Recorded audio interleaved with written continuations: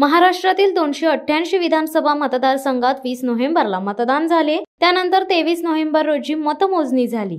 या विधानसभा निवडणुकीत कर्जत खालापूर 189 मतदारसंघात तिरंगी लढत पाहावयास मिळाली। या मतदारसंघात एकूण 3,18,742 मतदार असून त्यापैकी 2,40,010 मतदारांनी मतदान केले। या तिरंगी लढतीत महेंद्र थोरवे, सुधाकर घारे व नितीन सावंत यांच्यात लढत झाली। या लढतीत पहिल्या फेरीपासूनच ते 17व्या फेरीपर्यंत अपक्ष उमेदवार यांची 915 मतांची आघाडी कायम ठेवली। त्यानंतर 18व्या फेरीपासून 26व्या फेरीपर्यंत महायुतीचे उमेदवार महेंद्र थोरवे यांना खोपोली खालापूरमधून आघाडी मिळाली आणि ती शेवटपर्यंत टिकून राहिली। यामध्ये महेंद्र थोरवे यांना एकूण 94,511 मतदान झाले। तसेच अपक्ष उमेदवार सुधाकर घारे यांना एकूण 88,750 मतदान झाले व नितीन सावंत यांना एकूण मतदान 48,736 झाले। महायुतीचे उमेदवार महेंद्र थोरवे यांना 5,761 मताधिक्य मिळाले व त्यांचा विजय झाला। यावेळी नोटाला 1,946 मते मिळाली आहेत। या मतदारसंघात अत्यंत चुरशीची लढत पाहायला मिळाली आहे। खालापूर व खोपोली मधील कार्यकर्त्यांनी यशस्वी मेहनत घेऊन आमदार महेंद्र थोरवे यांना विजय मिळवून दिलाय। तसेच शिवसेना शिंदे गटाच्या कार्यकर्त्यांनी खालापूर व खोपोली मधील महायुतीच्या सर्व पदाधिकारी, कार्यकर्त्यांचे व सामाजिक सर्व संघटना, व्यापारी असोसिएशन यांचे मनपूर्वक आभार मानले। अतिशय आनंद होतोय। शेवटी 2019ला आमदार महेंद्र थोरवे निवडून आल्यानंतर त्यावेळेस देखील आम्ही ज्या पद्धतीने मेहनत घेतली किंवा आमच्या पदाधिकाऱ्यांनी, तर पुन्हा एकदा 2024ला पक्षाचे 2 तुकडे झाले आणि 2 तुकड्यांमध्ये विभाजन झाल्यानंतर देखील ज्या आम्हाला कसरत करावी लागली, त्या कसरतीमध्ये महायुतीच्या सर्व शिलेदार असतील, सर्व पदाधिकारी असतील आणि सुज्ञ नागरिक असतील, त्या जनतेने ह्या विकासावरती विश्वास ठेवला। 2019ला निवडून दिल्यानंतर जे 2.5 वर्षाची सत्ता मिळाली, त्या 2.5 वर्षाच्या सत्तेमध्ये त्यांनी पुरेपूर जो काही विकासाचा निधी आणायला पाहिजे, जो विकास केला पाहिजे, त्यासाठी त्यांनी प्रामाणिक प्रयत्न केला। जो राहिलेला विकास असेल तो पूर्ण करण्यासाठी पुन्हा एकदा आमदार महेंद्र थोरवेंना निवडून दिल्यानंतर 100% राहिलेली कामं होतील आणि हा विश्वास पुन्हा एकदा त्यांच्यावरती जनतेने दाखवून दिला। जो आमच्याबरोबर आलेले जे सर्वच सहकारी असतील, मग मित्रपरिवार असेल, मित्रपक्ष म्हणणार नाही, कारण महायुतीतले सर्वच घटक या ठिकाणी प्रामाणिकपणे काम करत होते, सर्व पदाधिकारी काम करत होते, त्याचबरोबर सर्व सामान्य कार्यकर्ता काम करत होता।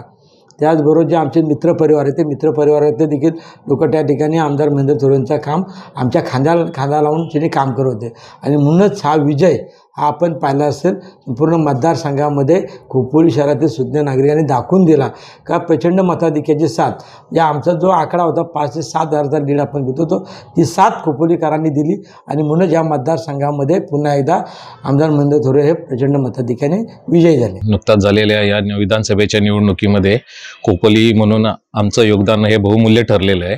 पण त्याचबरोबर बघायला जाल तर आमच्या तळागाळातल्या सर्वसामान्य कार्यकर्त्याची ही खरी मेहनत आहे। आणि बघा आज कर्जत भागातनं ज्या प्रकारे मतदान होत येतं आणि ट्रेंड चेंज होत होता, त्याप्रमाणे बघायला गेलं तर अशी एक मनामध्ये एक भीतीचं वातावरण पण वाटत होतं आणि हा ट्रेंड कोणाच्याच लक्षात येत नव्हता। पण ज्या वेळेला खोपोलीची सुरुवात झाली आणि खोपोलीतून एक चांगल्या प्रकारचं प्रत्येक बूथ, म्हणजे तुम्ही हाळपासून सुरुवात केली, हाळ, चिंचवली, शेडोली, लवजी, वासरंग अशा सगळ्या भागामध्ये अगदी ताकईपर्यंत गेलात तर तुम्हाला दिसेल का प्रत्येक बूथवर ही खोपोलीकरांनी आमदार महेंद्र थोरवे यांना आघाडी दिलेली आहे।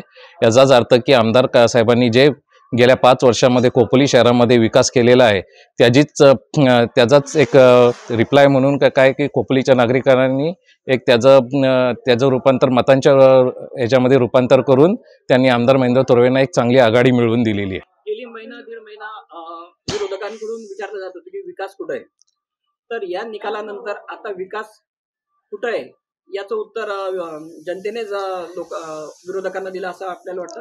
हो, निश्चितच। कारण ज्या वेळेला ते लोक विचारत होते विकास कुठे आहे किंवा निधी कुठे आहे, तर त्या ज्या रस्त्यावरनं ते प्रचाराला फिरत होते, ज्या सभागृहामध्ये त्यांच्या बैठका घेत होते, त्या जिथे फॉर्म भरायला ते स्वतः गेले होते, हे सर्व विकास आमदार महेंद्र थोरवे यांनीच केलेला होता। आणि हे त्यांना जरी दिसत नसेल, त्यांनी जरी डोळ्यावर पट्टी बांधून घेतली असेल, तरी जनतेने, नागरिकांनी ही पट्टी बाजूला ठेवून भरघोस मतांनी आमदार साहेबांना निवडून दिलेलं आहे। आगामी नगर परिषद निवडणुकीसंदर्भात आता शिवसेनेची पुढची काय पावलं असणार? बघा, आपण बघायला गेलं तर महायुतीच्या माध्यमातून आज खोपोली शहरातनं आपण 7,500हून अधिक मतांचा लीड या खोपोली शहरातनं दिलेला आहे आणि आगामी निवडणुकीमध्ये ज्या प्रकारे आमदार साहेबांच्या निधीतून जी कामं झालेली आहेत इथले खोपोलीचे नागरिक हे कधीच विसरत नाही आणि पुढे भविष्यामध्ये निश्चितच खोपोलीच्या या नगरपालिकेवर शिवसेनेचा भगवा असेल आणि भविष्यामध्ये जे आपल्याला काही काम करायचं आहे म्हणजे तुम्ही बघाल की आपल्या खोपोली शहरामध्ये कोणी पाहुणे आले तर आपल्याला घेऊन जायला जागा कुठे आहे? तर कुठेच नाही. एक शंकर मंदिर गगनगिरी आश्रम सोडलं तर खास अशीच प्लेस कुठे?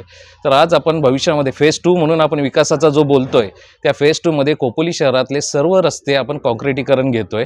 तसंच आपण खूप एक भव्य दिव्य असं जी स्पोर्ट्ससाठी आरक्षित जागा आहे तिथे एक फुटबॉल स्टेडियम आणि एक क्रिकेट स्टेडियम असे भव्य दिव्य स्टेडियम्स घेतोय का जेणेकरून खोपोलीतले खेळाडू चांगले तयार होतील आणि खोपोलीला लागणारी जी नदी आहे 12 किलोमीटरची तिचं रिव्हरफ्रंट डेव्हलपमेंट घेतोय की जेणेकरून मुंबईकडून किंवा पुण्याकडून लोक खास खोपोलीमध्ये ह्याच्यामध्ये खोपोली शहराला भेट देण्यासाठी येतील. टुरिझम वाढेल आणि खोपोलीमधला बिझनेससुद्धा इकडे खूप चांगला वाढेल. अशा प्रकारचं आपण भविष्यातलं दृष्टिकोन ठेवलेलं आहे. मागील 5 वर्षामध्ये जे काही आपण केलेलं आहे ते आपण प्रभागनिहाय केले. खोपोली नगर परिषदेच्या दृष्टिकोनातनं इलेक्शनच्या दृष्टिकोनातनं आपण कामं केली ती वार्डनिहाय कामं केली होती. पण या वेळेला विकासाचा टप्पा 2 हा खोपोलीकरांसाठी एक सुंदर असा असेल कारण जेणेकरून खोपोलीचं नाव एक चांगलं होईल आणि महाराष्ट्राच्या याच्यामध्ये महाराष्ट्राच्या एका पानावरती त्याचं नाव कोरलं जाईल. शिवसत्ता टाइम्ससाठी खलील सुर्वे, खोपोली. दे धडक बेधडक वृत्त देणाऱ्या आपल्या शिवसत्ता टाइम्स न्यूज चॅनलला लाल बटन दाबून सबस्क्राईब करा आणि बेल आयकॉनला क्लिक करायला विसरू नका.